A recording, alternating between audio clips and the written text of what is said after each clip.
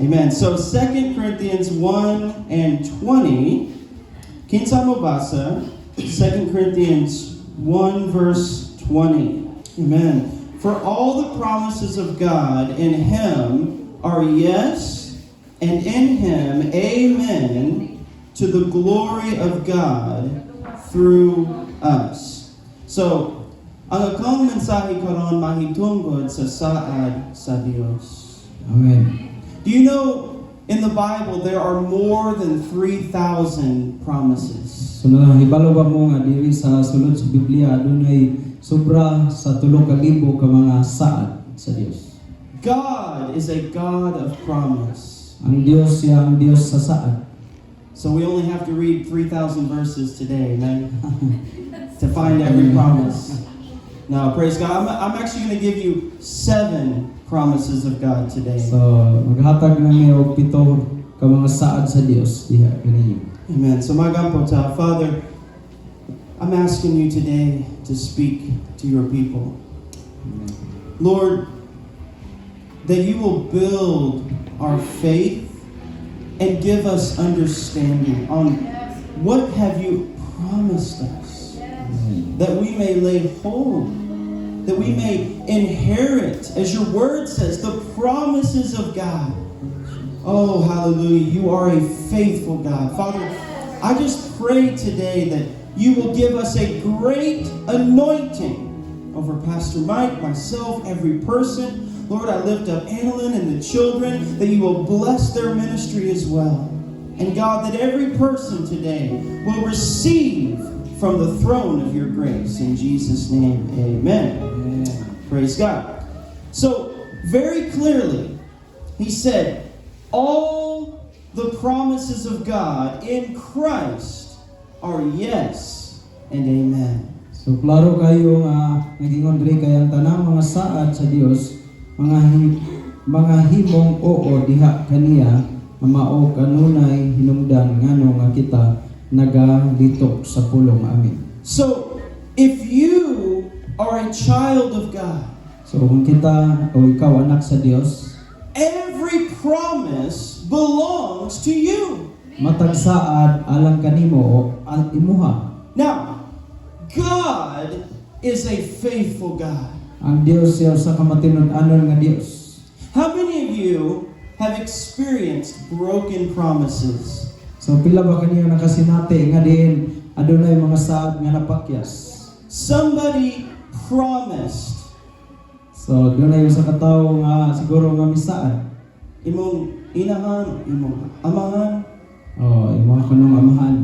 They promised, but then they did not provide. Sila nagsaad pero wala gayud matuman ang iyang isaad. But God never breaks His promise. Panang Dios dili gyud mahitabo nga iyang pakyason ang iyang saad. Amen. Now let's go to 1 Timothy chapter 4. 1 Timothy chapter 4 verse 8. Kinsa mo basa? Amen. So he said, we have promise of the life that now is and of that which is to come. See, as a Christian, you have promises in this life.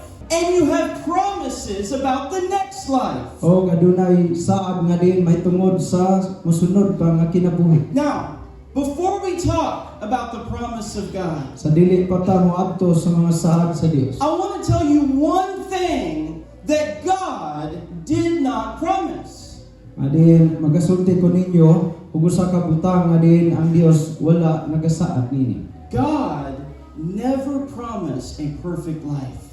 Ang Dios wala magasaad og hingpit nga kinabuhi. There are many promises in the Word of God, Adunay daghang mga saad diha sa pulong sa Dios. but God never said that your life would be perfect in Christ. Adi ang Dios wala magasaad nga din ang imong kinabuhi na hingpit na diha ni Kristo. In fact, He said, in the world you will have tribulation. So nagingon siya nga dinhi sa kalibutan adunay daghan og dagko nga mga kasakitan. But in your trial, the Lord is with you. Apan sa imong mga pagsulay nga nidangat umiabot ang Dios kauban nimo. In the next life, Diya sa sunod nga kinabuhi, in heaven, dito sa langit, we will have a perfect life. Dito na nato mabangko na masinati ang hingpit gayud nga kinabuhi. We have no sin, Wala nay sala, no temptation, wala nay tentasyon, no poverty, wala nay kawalad-on, no sickness, wala nay bulo o balatian, no death. wala nay kamatayon. See, we have promise of this life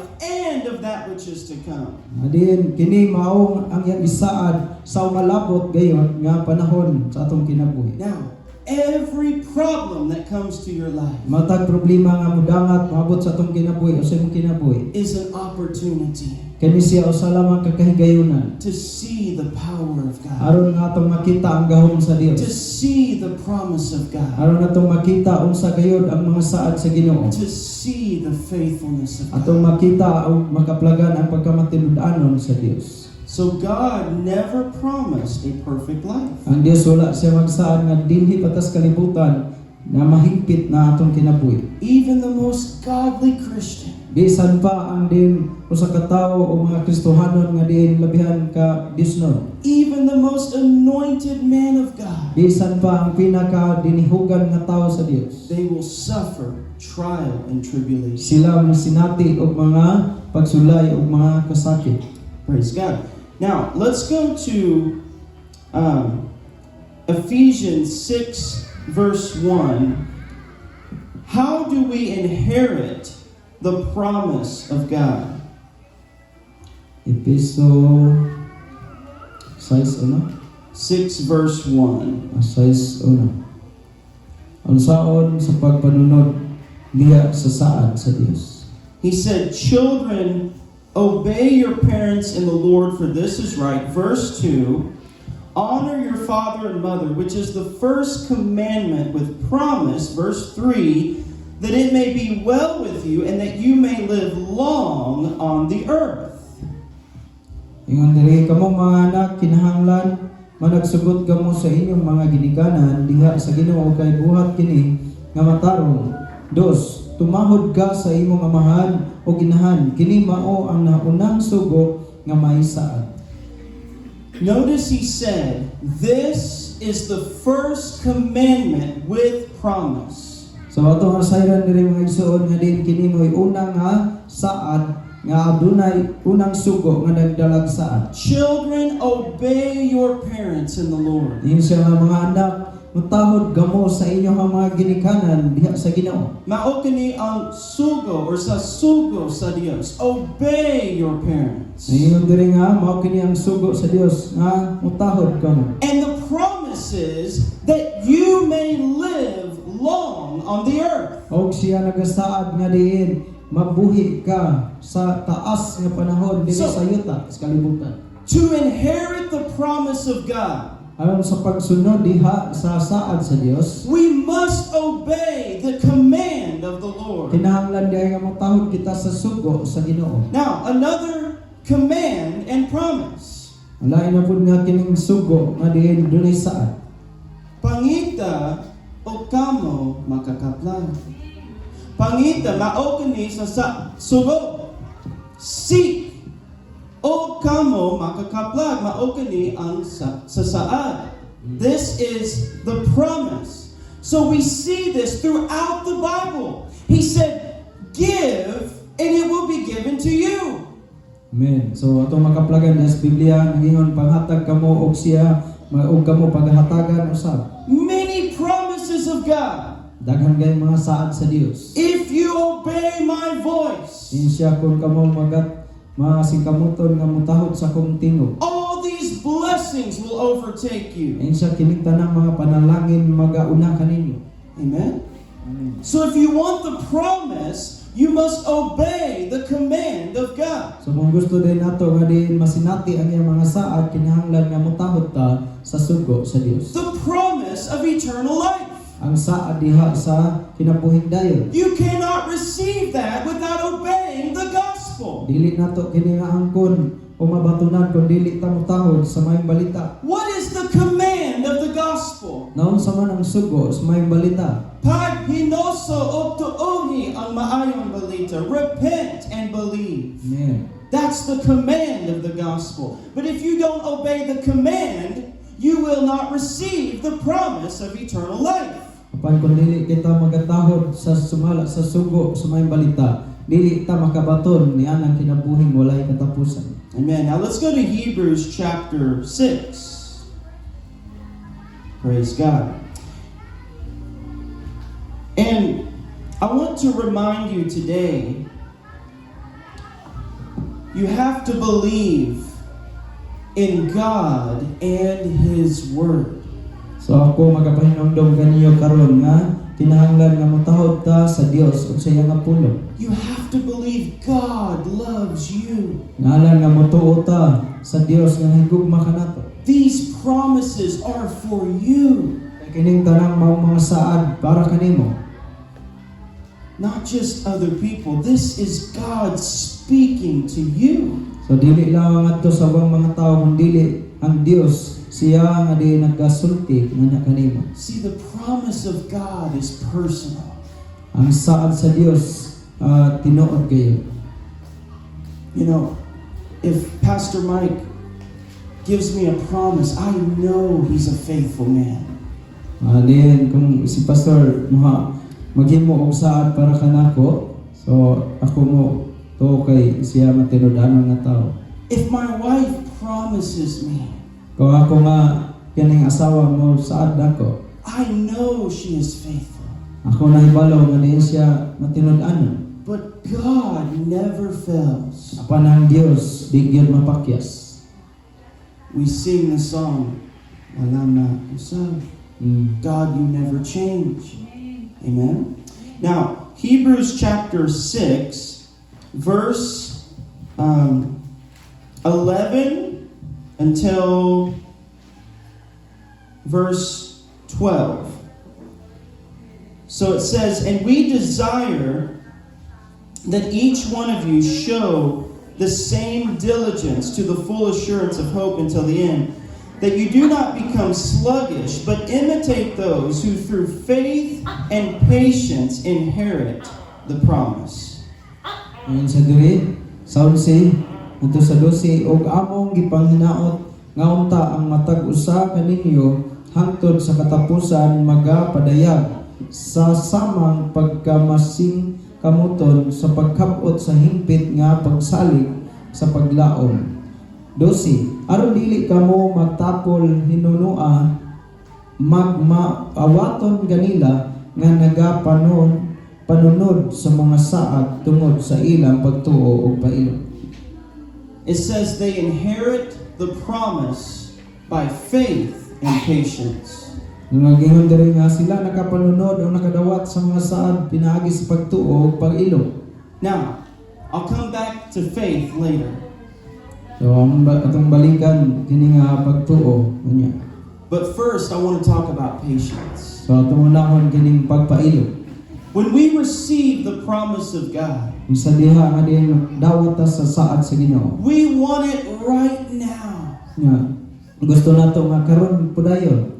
If Mommy Mira promises me chicken joy, So si Mama Mira no saad niya og chicken joy gusto siya karon dayon. but she says, I can't do it until tomorrow. Ingon siya dili pa ni mahimo karon og ugma hinuon. Hi. I want it now. Gutom na ko unta. We want it now, amen. Na gusto niya nga karon lagi unta. Praise God. So we have to be patient. Now, verse 13, for when God made a promise to Abraham, because he could swear by no one greater, he swore by himself, saying, surely blessing, I will bless you, and multiplying, I will multiply you. So verse 13 and 14. Isali kay sa pagsaad sa Dios kang Abraham, sanglit wala na may dako pa kay kaniya nga iyang kapanumpaan, siya nanumpa sa iyang kaugalingon. 14 nga nagingon, sa pagkatinuod panalanginan ko ikaw o pasanayon ko ikaw. Now, notice God said he swore by himself. So ato nga sayran nga diyan ang Dios ang nagapanumpa diha siyang kaugalingon. He made a promise to Abraham, Siya naghimo og saad ngadto kang Abraham. and he swore by himself. Og iyang gipanumpa diha lang sa iyang kaugalingon. Now, verse 15, and so after he had patiently waited, or patiently endured, he obtained the promise. Sa 15, og tuod man si Abraham ingon nga nakaantos nga mapailobon gayod nakakabot sa gisaad. He patiently endured. Siya mapailobon gayod nga nagpaabot. Amen. Now let's go to Hebrews chapter 10, verse 36. Hebrews 10:36. For you have need of endurance, so that after you have done the will of God, you may receive the promise. Ayon sa diri kay kamo kinahanglan og pailog aron kamo makatuman sa kabubut-on sa Dios o makadawat sa gisaad. You have need of endurance or patience. So nagkinahanglan dayta og pailog og paglahutay mga igsoon. After you have done the will of God, you will receive the promise. Human nga diin imong gibuhat ang kabubut-on sa Ginoo, nagadawat ka sa iyang mga saad. See, when we become impatient, Sa diha nga diin kita magpailog, when we grow weary, kaya nga diin dili kita magakaluya. when we lose the endurance of our faith, Ug sa diha nga diin mawad-an kita og paglahutay diha sa atong pagtuo, we start to act in the flesh. na magsugod ta og likramo tungod sa atong unod. We start to move apart from the Holy Spirit. Sugod na ta og kini palayo gikan sa Espiritu Santo. But he said, endurance. Amen. So ingon siya diri nga kinahanglan og pailog og Now, mahutay. Romans chapter 9, verses 8 and 9, if someone would like to read beside. Romans 9, verses 8 and 9. Now remember, before we were reading about Abraham, Nga ato nga hinumduman hitungod kang Abraham. and it said he patiently endured for the promise of God. Nagingon nga din siya mapailubon gayud may tungod sa saad. He was 75 years old. So ani nga panahon na nga gisaaran siya, nag-edad siya og 75 katuig. And God gave him a promise. Ang Dios naghatag kaniyag saad. But it was 25 years later when Isaac was born. Og miabot ngadto sa 25 katuig usa pa miabot si Isaac nga nahimugso. For this is the word of the promise. Kay siya kini mao ang pulong sa saad. At this time I will come and Sarah will have a son. Og niya nga panahon nga diin si Sarah panamko na o batang lalaki. Now, if you're over 70 years old, Lord, how can I? Sarah laughed. She said, how can I have pleasure in my old age? Aw niya na si Sarah nga unsaon pa man kahitabo nga magsangkon pa ko niining ako nga kagulangon. But the Bible said Abraham did not consider the deadness of Sarah's womb. Apan si Abraham wala siya magbase dinha sa patay na nga taguangkan ni Sarah. Amen. Now let's go to Romans 4, verse 20. So, if you're over 70 today and you desire a child, there is hope for you. Amen. Kung nag-edad pa kuno ka og stinta karon niya nangandoy kag anak so napay paglaom. Una-una kung sa una pag-utong nimo. Nothing is impossible with God. Pero sa Dios wala mo imposible. Amen. Praise God. We'll pray for you after the service. Amen. So Romans 4 verse 20. Now, again, Malkani si Abraham. This is Abraham, okay? So it says, he did not waver at the promise of God through unbelief, but was strengthened in faith, giving glory to God. Verse 21, and being fully convinced that what he had promised, he was able also to perform. So, who would like to read verse 20 and 21?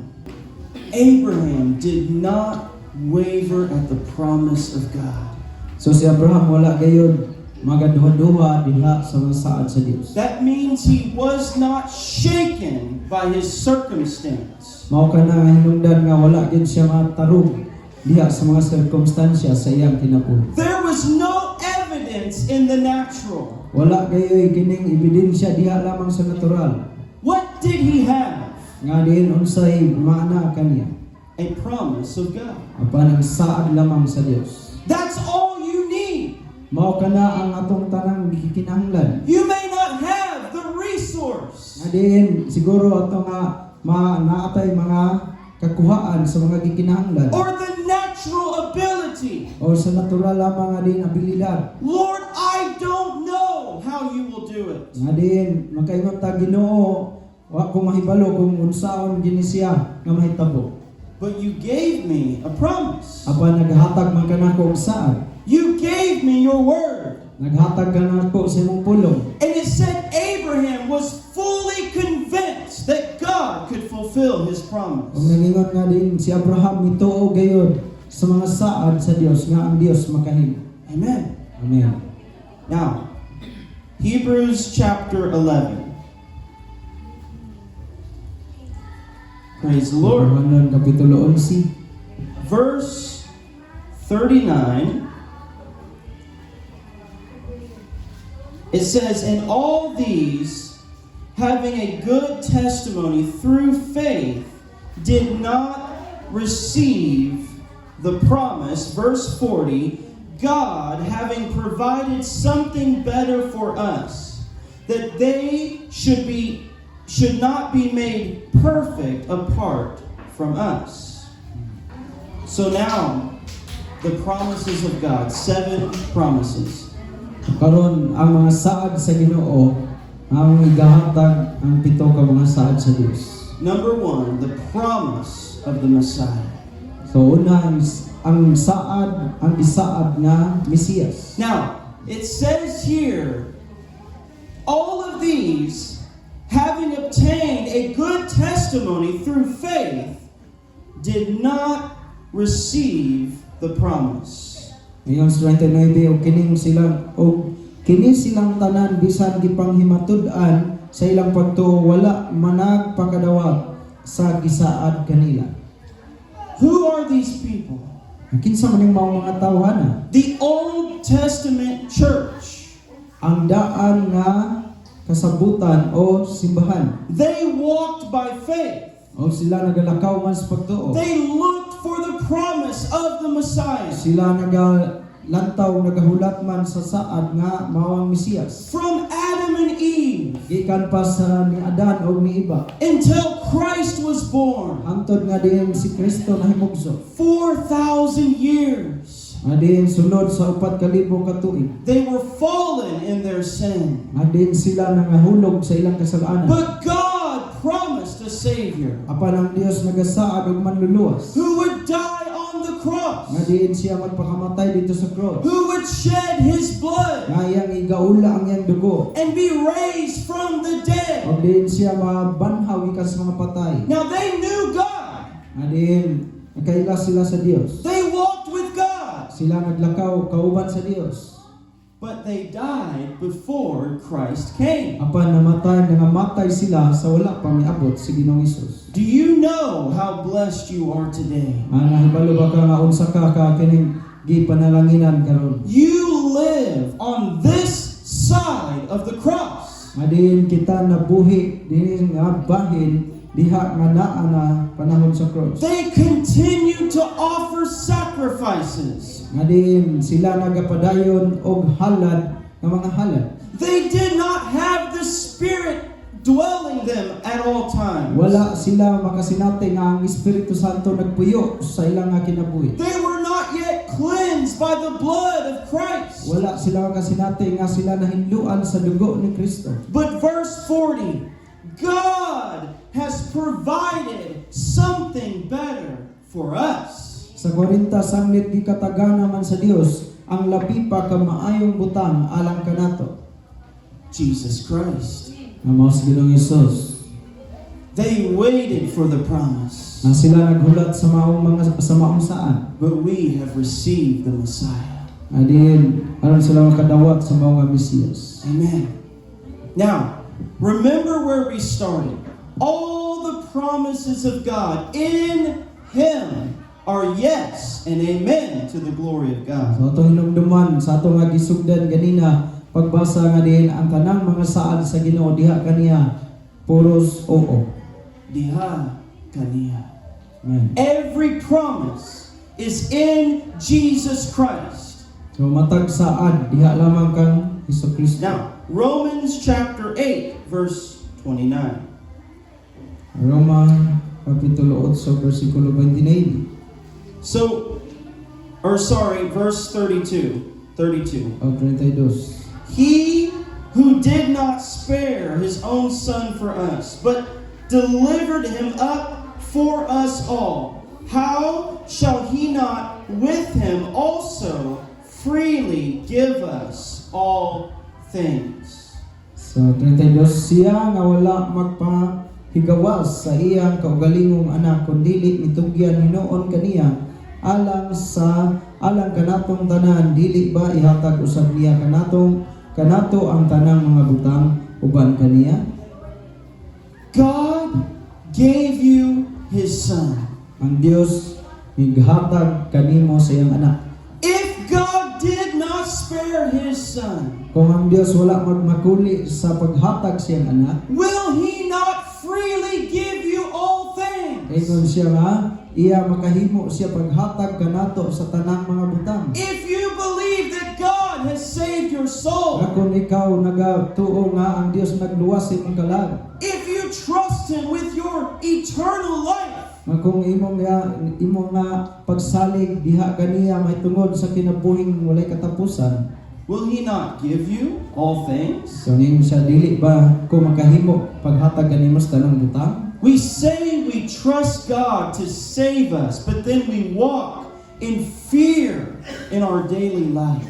Nga din, atong makita nga din, nagasalig ta ngadto sa Ginoo sa atong nga kaluwasan o sa atong kaugalingon, pero naglakaw diha sa matag adlaw uban ang pagkamahadlokon. So, if you have not received the Lord Jesus Christ, Ang kung wala nimo madawat o wala nimo dawata ang Ginoo nga si Jesucristo, then you are not God's child. nandili ka usa sa mga anak sa You Dios. have no inheritance to the promise of God. Wala tay kalabutan sa mga panulundon sa mga mahitungod sa mga saad sa Dios. But if you are saved, Apan kung ikaw naluwas, this is the inheritance of the church. mao kini ang panulundon diha sa simbahan. Now go to Acts chapter 1, verse 4. Sa libro sa mga buhat, kapitulo 1, bersikulo 4. So, with Jesus Christ is the promise of the Holy Spirit. So, diha kang Ginoong Jesucristo gisaad ang Espiritu Santo. Now, and being assembled together with them, so number 2, the Holy Spirit, He commanded them not to depart from Jerusalem, but to wait for the promise of the Father, which He said, "You have heard from me." Verse 5, "For John truly baptized with water, but you shall be baptized with the Holy Spirit not many days from now." So Jesus commanded them, wait for the promise of the Father. And you will be baptized with the Holy Spirit not many days from now. O kamo makadawat sa bautismo sa Espiritu Santo sa dili madugay gikan karon. Now, again, how do we receive the promise of God? Na akong balikon unsaon man nato sa pagkadawat sa saad sa Dios. Obedience, Pagtahod faith, o pagtuo and patience. o pailo. They had to obey the word of Jesus Christ. So sila nagatahod diha sa pulong ni Ginoong He Jesucristo. said, wait for the promise of the So Father. nagingon dito nga o pagpaabot kamo sa gisaad And they sa had to believe the word of Jesus Christ. o sila mituo sa pulong ni He Jesucristo. said, you will receive power power when the Spirit comes on you. O ngayon si Ginoong Hesus makadawat ka mugahom sa diyang ang Espiritu Santo mukon sa diya kaninyo. You will be endued with power from on high. Ngadin kamo ganing makadawat o paghatagan kamo gahom gikan sa kaytas. I will not leave you orphans. Nagingon siya dili ko kamo biyaan nga sama og mga ilo. I will give you another comforter. Nagingon siya din ako maghatag kaninyo og lain nga manlalakad. The Spirit of truth. Ang Espiritus kamatuoran. He will guide you into all truth. Ngadin siya magatultol kaninyo sa tanan nga kamatuoran. They had to believe the promise of Christ. Ngadin sila nagatuo diha sa maong mga saad. And thirdly, they had to be patient. Ay katulong nga kinahanglan sila na mapailubot. After the resurrection, Ahuman sa pagkabanhaw, they were fearful. sila mahadlokon. They didn't understand the cross Wala sila makasabot pa unsay naagid kahulugan sa cross. until they saw the risen Savior. Hangtod nga ilang nakita ang binanhaw nga manluluwas. Even though Jesus told them, I will suffer, Alin bisan pa si Ginoong Hesus niana nga naga-antos. and they fled on the night of his crucifixion. Din sila nangbiya kanila ni Ginoong Hesus sa gabi nga diin siya gilansa. And now he has ascended into heaven. Nga karon siya mi gibayaw na adto sa langit. And it's not yet the day of Pentecost. O kini siya kining wala pa sa diha wala pa moabot ang adlaw sa Pentecost. All they have is a command of Christ. Ang tanan nga naa kanila ang gisugo lamang ni Ginoong Hesus. Wait for the promise. Ingon nga paghulat ka Now, sa saad. Imagine they are Dungi. in the upper room. Adiin diha sila sa usa ka kining lawa. They're praying. Nagaampo, They're worshiping God. nagasimba sa Dios. And now it's nighttime. O karon kining mauna nga panahon. Where's the promise? Naasa na kuno ang kining saad. Another day comes. Lain na pong adlaw ang miabot. And they wait. But the Spirit does not come. Naghulat sila pero wala paghihapon maabot ang Espiritu. From the resurrection until Pentecost was 50 days. Agikan sa pagkabanhaw ng Ginoong Hesus ug hangtod pag-abot sa Pentecostes migikabat kadto og 50 ka adlaw. So they had to be patient. So sila nagapailog dayon. Now, Jesus walked the earth for a number of days after the resurrection before he ascended into heaven. Na si Ginoong Hesus nagalakaw-lakaw diri sa kalibutan human sa iya pagkabanhaw sa wala pa siya mo So akaya. there was a number of days between the ascension into heaven and the day of Pentecost. So adunay kining pila ka mga adlaw gikan sa iyang sa wala pa siya nagkayag o sa hangtod sa pag-abot sa Pentecostes. I want you to see this. Gusto ko nga inyo ni nga makitaan. Paul said there were over 500 witnesses to the resurrection. Si Pablo There were over 500 then witnesses. dunay kining 5 ka gatos, sobra 5 ka gatos nga diin nagatan-aw sa panahon nga diin siya mikayag. But how many were in the upper room? Pilang sila dito sa kining taas sa usa ka lawa. Only 120. So sila naalamang sa 120 ka buok ka mga tao. The promise was for all who knew of his resurrection. So ang mga saad alam kanila nga nasayon diha sa iyang pagkabanhaw. But only the 120 waited for the promise of God. Apa na doon na lamay 120 ka mga tao nga nagpaabot sa saad sa Dios. See, many people can know that Christ has been risen. Daghan kay mga tao nga diin sila pwede mahibalo nga si Ginoong Hesus na banhaw. But only the 120 who believe and wait patiently will receive the promise of God. Apa na doon na lamay 120 ka mga tao nga diin sila nagapailog ug nakadawat sa gisaad sa Dios. So Acts 2 verse 1.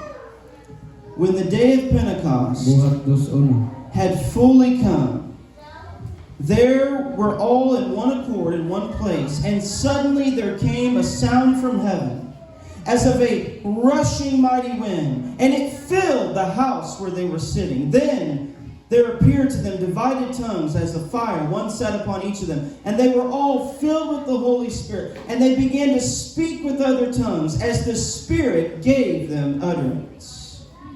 1 through 4. Ngayon diri og sa pagabot na sa adlaw sa Pentecostes silang tanan nagkatigom sa usa ka dapit, 2. Og sa kalit may miabot nga dahunog gikan sa langit ingon sa huros sa makusog nga hangin og kini mipuno sa tibuok balay diin didto sila naglingkod.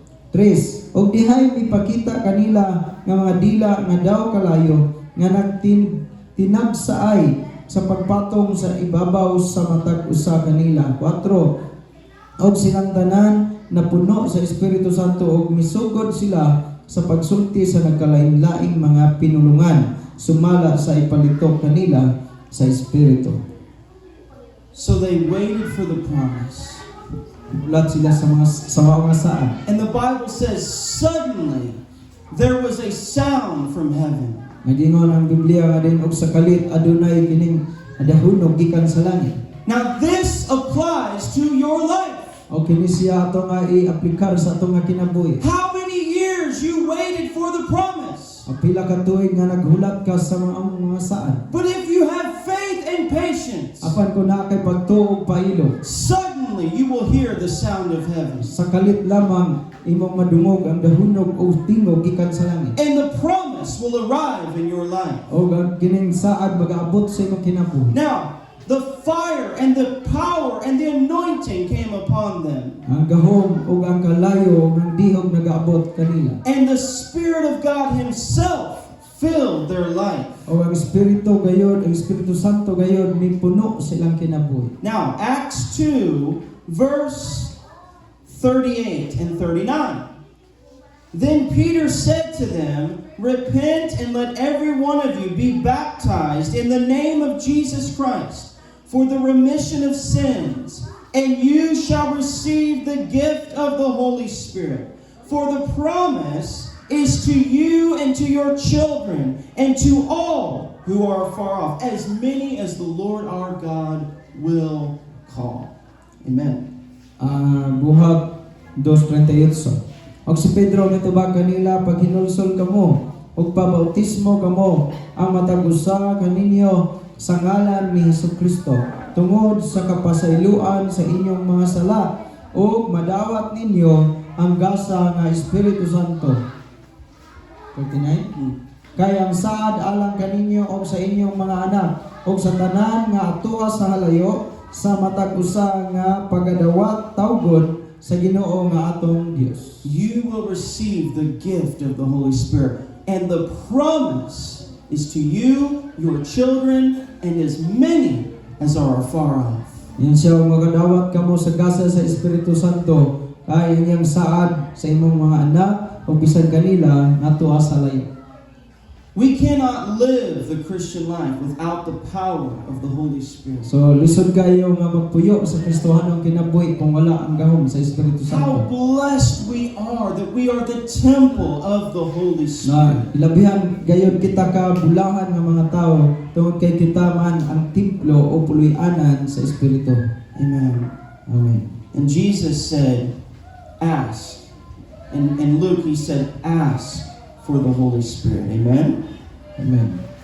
Now, if you're saved, you have the Spirit inside of you, but you also need to be baptized and filled with the power of the Holy Spirit. So ang naluwas ta, ang Espiritu Santo anas sulod nato ang aton lang gikinahanglan nga din kadawata sa bautismo sa Espiritu Santo.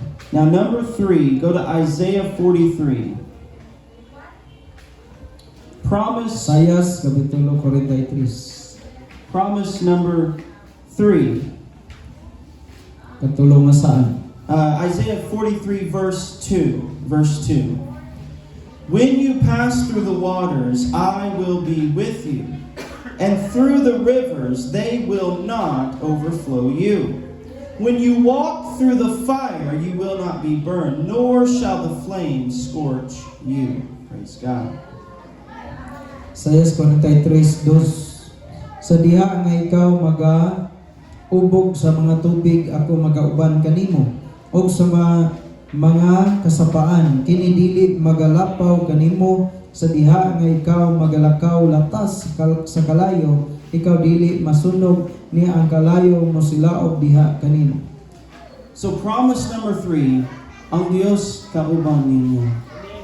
God is with you. Amen. David said, "Where can I go to flee from your presence?" Si David mingon, asa man ko moadto aron nga motago gikan sa imong presensya. Jesus said, "I will be with you even to the end of the age." Sa Ginoong Hesus nga gaingon nga din ako magauban kanimo bisan pas kinatumyan sa kapanahonan. Elijah said, "The Lord God before who I stand." Din singon si Elias nga din anaa siya sa tubangan sa Dios. No matter where you are, Wala ni magbase kung unsa man ka. you stand before God. Adin magbarog ka tubangan sa Dios. God has promised to be with you. Amen. Dios magasaad nga magauban magkuyog kanimo. The word says, "I will not fear what man can do to me, because the Lord is with me." Ang pulong nagingon nga wala say kahadlok unsay mahimo sa tawo tungod kay ang Dios kauban niya. Amen. Now, is this a reality in your life? Do you believe this in your life? So nagatuo ba ka niini sa imong kinabuhi? Because people hear that God is with you, but do you really believe that? Tungod kay ang mga tawo nakadungog niini nga ang Dios kauban nimo, ang pangutana is nituo ba ka niini? Some people believe that they have been forsaken by God. Alin na mga tao nga nagatuo nga din sila gibiyaan sila sa Dios. But there's nowhere that you can go to flee from the presence of God. Apan wala gayon kitay dapat nga atong kaatuan nga din makapalayo ta sa presensya sa Dios. One of the names of God is the Lord who is there. Usa sa pangalan sa Dios gitawag siya nga ang Dios anaa sa tanang dapit. In your darkness, Diha sa imong kining kangit-ngit, in your weeping, sa imong mga paghila, in your trial, sa imong mga pagsulay, God is there. ang Dios anaa diha kauban nimo. I didn't feel the presence of God. Adin kayo ka nga wala ka makabati sa presensya sa Dios. It didn't feel like God was with me, Wala ko kabati nga din ang Dios kauban ako. but God is with you. Apan ang Dios anaa kanimo. Now, number 4, let's go to Philippians chapter 4:19. Amen. "And my God shall supply all of your needs according to his riches and glory." So promise number 4, God will provide. Amen. Kaupat nga saan ang Dios magtatakbo o magatakbo siya kanimo mag-supply. Now look at 2 Peter chapter 1, verse 3 and 4. "As his divine power has given to us all things that pertain to life and godliness, through the knowledge of him who called us by glory and virtue, by which have been given to us exceedingly great and precious promises, that through these you may be partakers of the divine nature, having escaped the corruption that is in the world through lust." Ngayon sa Diyos sa Ikadawang Pedro 1:3. Ang iyang Dios nung gahom naghatag kanato sa tanang butang bahin sa kinabuhi o pagka-Diosnon pinaagi sa atong kahibalo kaniya nga nagtawag kanato sa iyang kaugalingong himaya o pagkahalangdon. Nga tungod niana kita iyang gikahatagan sa bililon ug dagko uyamot nga mga saad aron nga pinaagi niini kamo managpakaikyas gikan sa pagpangadunot nga niya sa kalibutan tungod sa pangibog o mga himo kamong mag-ambit sa Dios no kinaiya. God has given all things that pertain to life and godliness. Ang Dios naghatag na sa tanang mga butang aron sa pagkinabuhi nga Dios no. Now the provision of God Diha sa kining pagtagbo sa Ginoo is greater than just your money.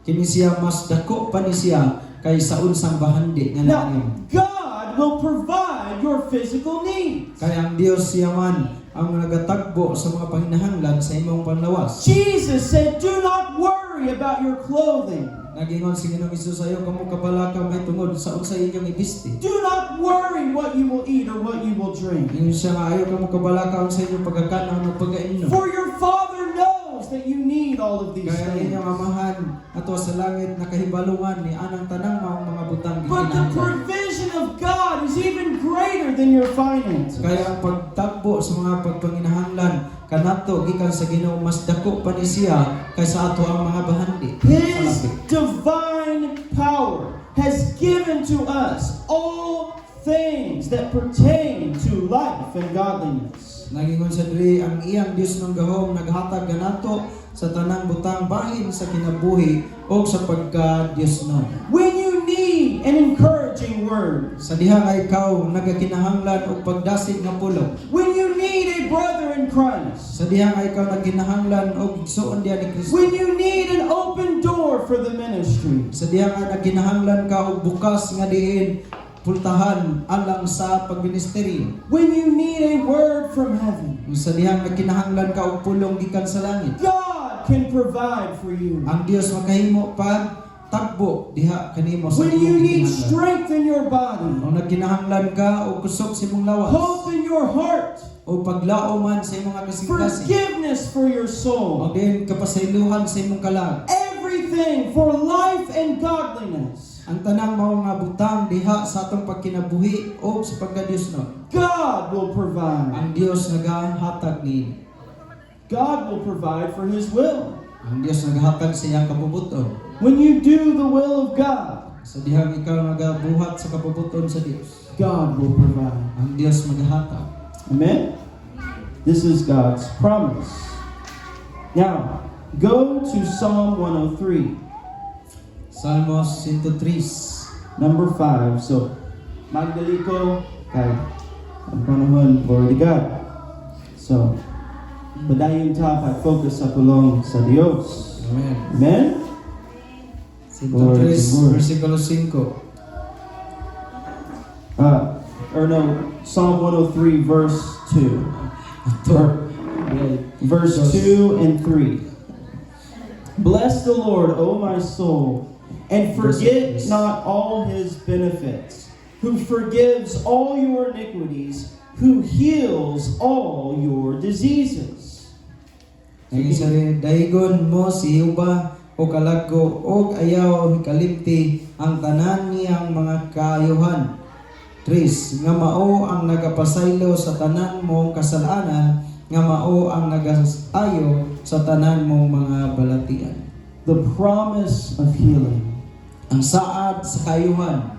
He said, God will forgive all your sin Nagingon siya nga ang Dios nagapasaylo sa tanan nimong mga kasalanan and heal all your diseases. o nag-ayo sa tanan nimong balatian. Now, the amazing thing about healing, Usa ka kay bulungan nga nga butang may tungod sa kaayuhan. similar to eternal life, So kini siya sama lang sa kinabuhing walay katapusan. Jesus said, He that believes in me shall never die. Sa Ginoong Hesus nagingon nga diin sa bisan kinsa nga gatuo kanako nga salig diliin mamatay. Now we all die physically, Kitang tanan mga matay man diha sa unod. but in heaven we have eternal life. Apan dito sa langit naantay kinabuhing walay katapusan. Here's the power of healing. So mao kini ang kining gahom sa kaayuhan. God is a miracle working God. Ang Dios siya kay bulungan gayod ug milagroso nga nagapamuhat. Everything must bow to the name of Jesus Ang Christ. tanang mga butang nagayukbo diya sa ngalan ni Jesus. Jesus is greater than cancer. Kay si Ginoong Hesus mas siya dako man o gamhanan man sa kanser. He is greater than every sickness. Siya mas gamhanan man o mas dako He sa said, isang sakit. I am the Lord who heals you. Nagingon siya, ako ang Ginoo nga nag-ayo kanimo. But here's the beauty of healing. ang aniya ang kining katahom diha sa kaayuhan. Even those who don't receive healing in this life, Bisan pa kanila nga wala makadawat og kaayuhan ining kinabuhi. they will receive healing forever in heaven. Adin sila makadawat og kaayuhan sa walay katapusan dito sa langit. I have seen the miracles of God, Ako nakakita og sa milagro sa Dios. but I have also seen people die in their sickness. Apan ako nakakita usab og mga tawo nga namatay tungod sa ilang balatian. But all Christians will be healed, Apan tanang Kristohanon makabaton og kaayuhan. either in this life or in that life that is to come. Mahimo nga ining kinabuhi-a o sa umalabot nga kinabuhi. So if you are sick today, call upon the great physician. Akon kining nagbalatianon kagaron na ato day nga tawgon ang Dios. Lord, you have forgiven my sin.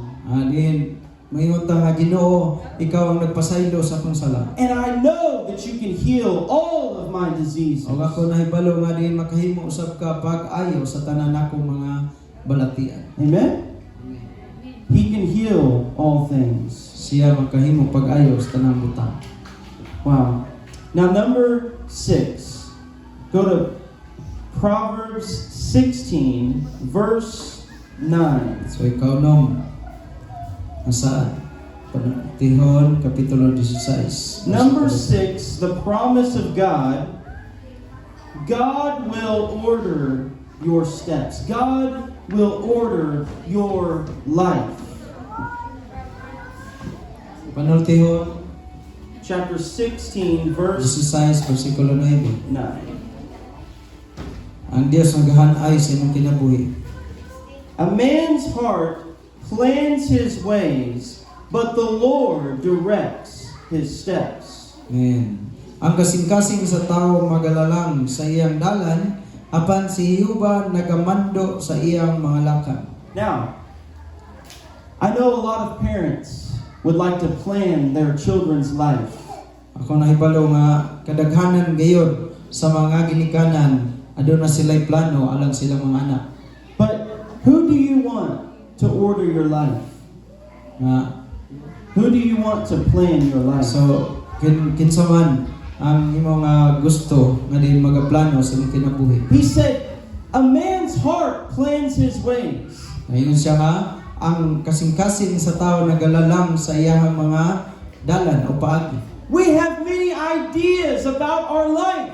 Aduna gayud kitay daghan nga mga ideya mahitungod nining kinabuhi. But God said, I will order your steps. Apan ang Dios nagaingon siya nga ug ako magamando sa imong mga laka. He said, I know the plan that I have for you. Nagingon siya nga kay ako nahibalo sa akong sa imong plano nga nagingon siya nga ako nahibalo sa akong mga laraw alang kanimo. Before you were ever born. Sa wala pa ka mahimugso. He said, all my days are written in your book. Kay nagingon siya ang tibuok na akong mga adlaw sa akong kinabuhi na nasulat na diha sa imong basahon. Now Proverbs 3 and 5 Panultihon 3:5 says, trust in the Lord with all your heart and lean not on your own understanding. Verse 6, in all your ways acknowledge him, and he will direct your paths. Sumalig ka kang Jehova sa bug-os mong kasing-kasing og ayaw pagsalig sa imong kaugalingong salabutan. 6. Sa tanan nimong mga dalan ila siya og siya magamando sa imong mga alagianan. He said, trust God with all your heart. So naging siya nga og sumalig ka sa Dios sa tibuok nimong kasing-kasing. Acknowledge him in everything you do, Naging siya og ila siya sa tanan nimong pagabuhaton. and he will direct your path. Og naging siya og siya magamando sa imong dalan. See, alagianan. a life of faith is a great adventure with God. Kaya ang kinabuhi diya sa pagtuo mao kini usa sa dako nga diin maabot o abuton sa Ginoo. And his word is a lamp to our feet. O ang iyang apulong nagingon siya mao kini ang suga sa imong tiil. It is a light to our path. O kini siya mao ang kahayag sa atong agianan. The steps of a righteous man are ordered by the O Lord. nagingon siya nga din ang lakang sa usa ka taong mataron kini siya gihan-ay sa Ginoo. Now notice this. Kanang sayra. The Word of God is a lamp and a light to our path.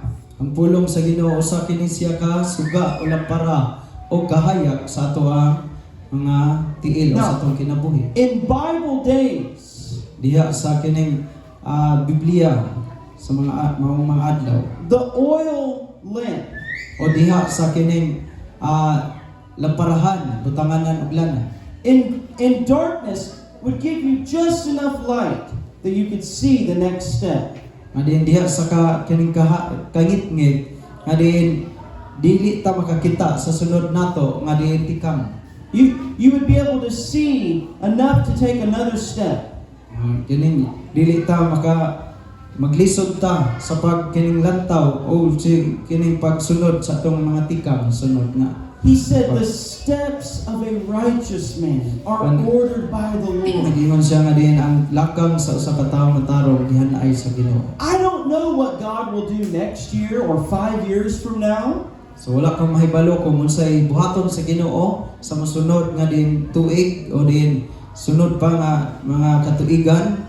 I have desires in my heart, Na ako'y kining tinguha sulod sa kong kasing-kasing. but my job is to take one step at a time. Apan ang ako nga trabaho nga din kinahanglan lagi ko nga motika. When God opens the door, Sa diyang ang Dios mag-aapli pultahan. when the light shines on the path, Nga din ang iyang nga kahayag kini mudan-ag diha sa agianan. I take that step by faith and obedience. O kinahanglan nga din ako motikang diha sa pagtuo o pagtuman. Amen. Now, number 7, lastly, Jesus Christ will come again. So kapito nga saad nga sa Ginoong Hesus moanhi pag-usap. Let's go to 2 Peter chapter 3. Praise God. Kaduhang Pedro kapitulo 3.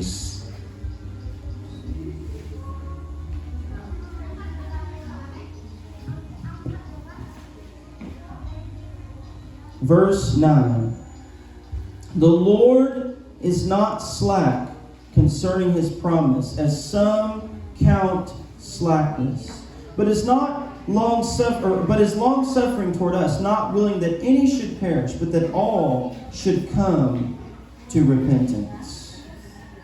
So naging siya diri mga igsoon nga ang Ginoo dili langay-langayan. Bahin sa iyang saad ang Ginoo dili langay-langayan. Mianang paglangay-langay nga maoy pagsabot sa uban. Hinunua siya mapailubon kaninyo nga wala magtinguha nga adunay mahanaw kundi nga ang tanan manag pagkakapot unta sa paghinulsol. Jesus Christ is coming again. Sa Ginoong Hesus moani siya pag-usab. And he said, "Behold, I am coming quickly." Nagingon siya nga din og tanawa ako moabot sa dili madugay. But in the last days there will be mockers saying, "Where is the sign of his coming?" Apan diha sa katapusan nga mga adlaw, adunay mga tawo mga mayubiton og magaingon, asa naman ang iyang saad? And Peter said, God is not slack concerning his promise, Si Pedro nagaingon, ang Dios dili siya langay-langayan sumala siyang saad. but he gives us the reason why Jesus has not come back yet. Siya nagahatag og kining hinungdan ngano nga si Ginoong Hesus wala pa siya mo balik o wala pa siya moabot. God is patient. Kaya ang Dios diyan mapailubon. He is not willing that any should perish, Dili siya gusto nga dunay usang malaglag. but that all men would come to repentance. Ay gusto niya ang tanang katawhan magamudangat diya sa tinuod ng paghinulsol. There's coming a day Apan adunay adlaw nga moabot. where he will come with the shout of a trumpet, Nga din siya moabot uban sa dinahunog sa trumpet. and the dead in Christ will rise Diya sa first, adlaw nga din sa adlaw ni Kristo. and we will be caught up to meet the Lord in the air. Ug ang kining mga buhi pa mosugat dito sa kawanangan uban sa mga nangamatay nga diin nangapanhaw. Jesus came the first time, and he's coming the second time. So sa Ginoong Hesus siya mianhi sa ikadong sa unang higayon ug siya mobalik o maani usab sa ikadong. The Bible says God is faithful who promised He will do it. Ingon siya nga ang Biblia nagasulti siya matinud-anon sa iyang mga saad o iya gayud kining pagatuman Let's pagabuhaton. stand together, amen. So manindog ta mga igsoon. A lot of Christians live in constant doubt, worry, and fear about the future. But God is saying, receive my promise. Hold to the promise of God. Amen. Daghang nga Kristohanon nga di nabalaka pagayo sa ilahang mga ugma. Upan ang Dios nagaingon, guniti ang iyang mga saad. Jesus said, Gunita siyang saad. why are you so fearful, you of little faith? Ingon si Ginoong Hesus, ngano nga nabalaka man mo mga gagmay ug pagtuo. If you believe His promise, you will have great confidence. Kung nituo ta siyang mga saad o midawat ta siyang saad, na aduna tay dako ng pagsalig. Now, we just talked about 7 promises today. Na ato ang nasayran, pito lamang ka mga saad nining adlaw. But there are over 3,000 in the Bible. Apan kini siya sobra sa tulo ka libo ka mga saad nga nasulod sa Biblia. Alam ka nato. Amen? So let's sing to the Lord and let's give God glory for the faithfulness of His promise.